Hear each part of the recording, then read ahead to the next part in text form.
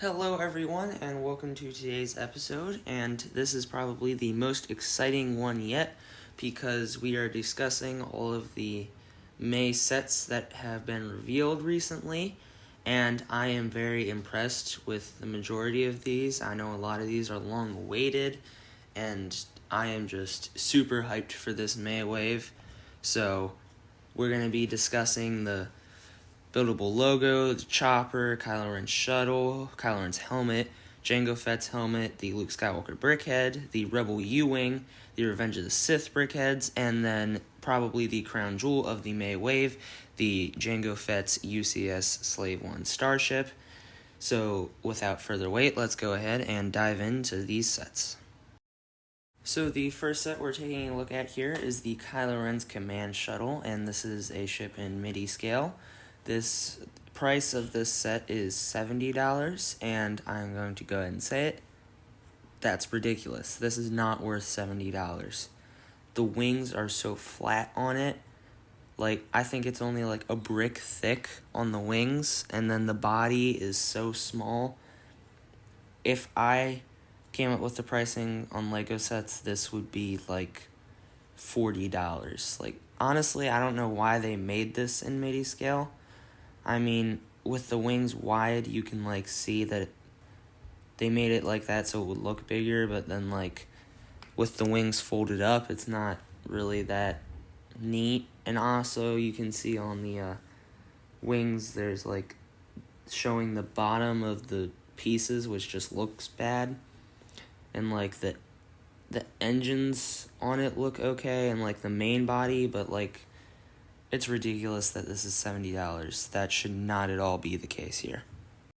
The next set we have here is Kylo Ren's helmet with a price of $70, just like the shuttle.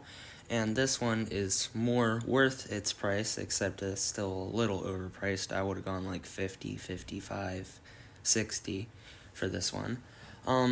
Overall, the build is okay. I mean, the angling looks a little like weird to me. I feel like it's like not curved, but yet somehow too curved, if that makes sense. And like in the front of his helmet, there's supposed to be like more of the like point at the bottom, and I feel like it's not represented as good. But then the angling in the back of it is pretty good. So overall, it's an okay design, but definitely not one of the best helmets, and I feel like they could have done better. So the next set we have is probably the most set of the May wave. It is the brick-built Star Wars logo with a price of $60, which is a pretty fair price for this. It's a very decent size from what it looks like in the pictures, but it's just words. I mean, I feel like I don't really know how to feel about this one. I mean, you can tell it's Lego, but at the same time you kind of can't because it's so smooth, which is nice, but then I feel like you can't really tell that it's Lego. Everyone's saying, like, it'll be an amazing centerpiece and stuff, but I feel like if they did the logo where back in the early days of Lego Star Wars where they had all the characters in front of the planet, if they did something like that, that would have been cooler. But, like, as you can see, there's a lot of smooth pieces, which is nice, but, like, it doesn't really show off the fact that this is a Lego model. But then they did hide the little Easter egg in here of the opening scene from A New Hope, where you have the Star Destroyer chasing the Tantive 4, which I do think was neat, and it definitely is cool. But this one's on my list, but I don't know if I'm really going to get it, because it's just like a set. But I wouldn't say don't get it, but I wouldn't say you need it. So, yeah. Next up is probably one of the most unexpectedly good-looking sets of the May wave. It is the Luke Skywalker Rebel Pilot Brickhead with a retail price of $10, which is amazing.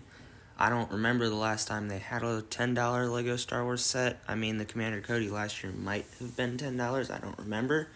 But when I first heard that they were making a Luke Skywalker pilot, I was like, I'm probably not going to get it, but this looks really good.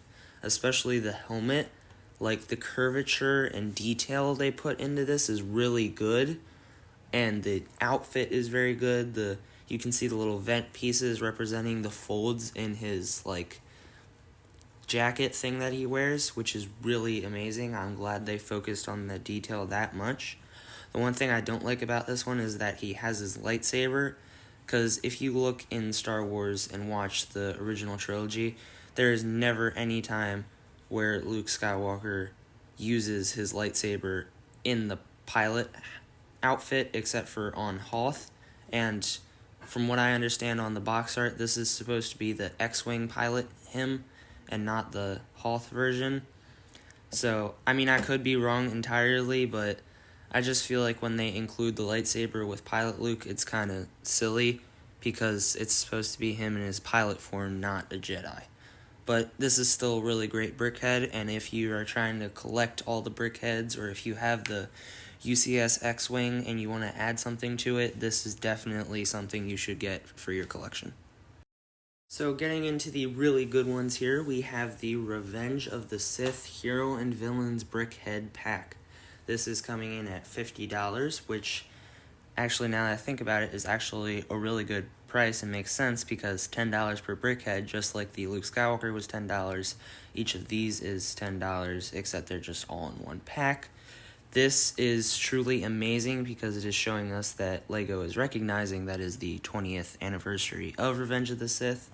And we have 5 great characters. We have Padme, Anakin, Palpatine, Mace Windu, and probably the coolest one, General Grievous. I am really impressed that they managed to figure out how to do him in brickhead form, and it is just truly awesome.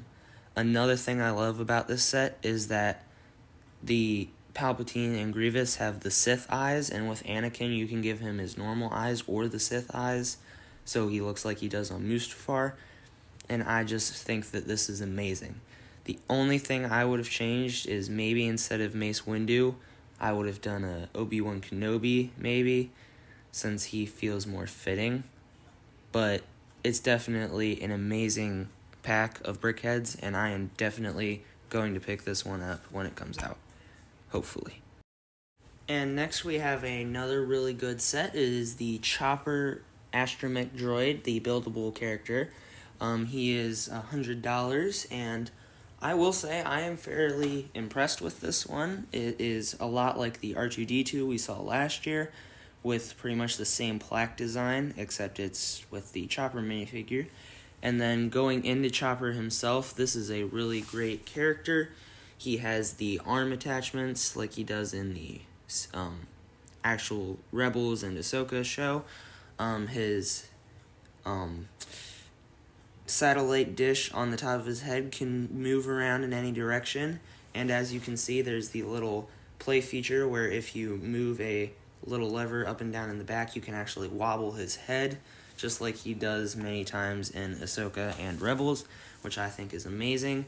And this is definitely a really great build, and if you are into collecting all the buildable characters, you should definitely pick this one up when it comes out. Getting into some of the long-awaited sets here, we have the Jango Fett helmet with a price of $70, just like the Kylo Ren helmet, and holy poop, this is awesome. I mean, it is a very, very amazing design. It looks pretty much exactly the same as the Boba Fett helmet, obviously with the Jango Fett colors. The different blue in all the different spots is amazing. The nice gray just makes it look so clean. We don't really know what the back looks like, but I'm sure it looks good, just like the rest of the model. We have the same antenna like on the rest of the helmets that can actually move down. The only thing here is it looks like the groove that goes that divides the gray and the blue on the top of his helmet is all going to be stickers, which I feel like is going to be annoying because that's a lot of stickers, and lately the stickers haven't really been matching the coloring on the pieces so well, so we'll have to see how that turns out once we actually get it released and can see it firsthand. But for now, this definitely looks like an amazing set, and if you want to complete your helmet collection, you should definitely get this one. Next up in our May wave, with 2 sets left, we have the set I am most excited for, and that is the Rebel U-Wing Starfighter from Season 2 of Andor. This set is $70, which is a little overpriced, but it is also $10 less than the old U-Wing, and the old U-Wing was bigger, but adjusted for inflation, the old U-Wing would be like $100. So basically, we're getting what we paid for in this set. I am very impressed with this one. I mean, I know that it's downsized and that kind of stinks, but still, they did pretty good with it. It still has the same functions where the wings can spread out. The stud shooters are actually, I think, much more well hidden on this one, so they're not just out there like they are on the ARC 170 we got a while ago. The minifigs in this are also just amazing. We got K2SO again in a much cheaper set than what he was in. We have a new updated version of Andor. We have a Daedra Miro, which a lot of people are excited about, including me.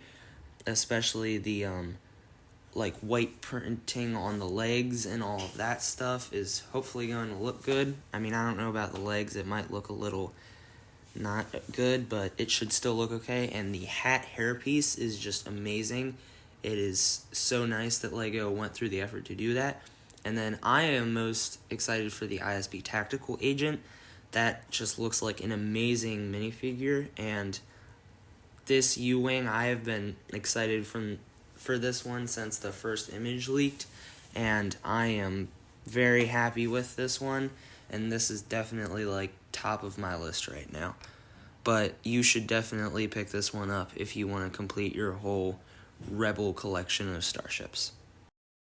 And then lastly, for the May wave, we have the most awaited set of 2025 probably, and it is the Jango Fett's Firespray class starship. Yes, I said Firespray class because Disney doesn't want LEGO to say Slave 1, but that's a whole Disney issue.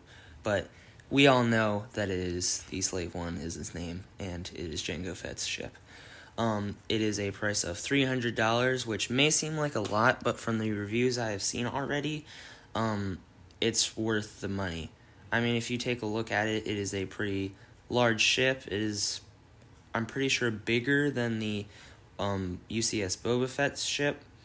And, I mean, it technically should be the same size since they're the same thing, but we did get some new pieces. I'm pretty sure the windscreen is longer, but from what I have seen in all these pictures, I am very impressed with this.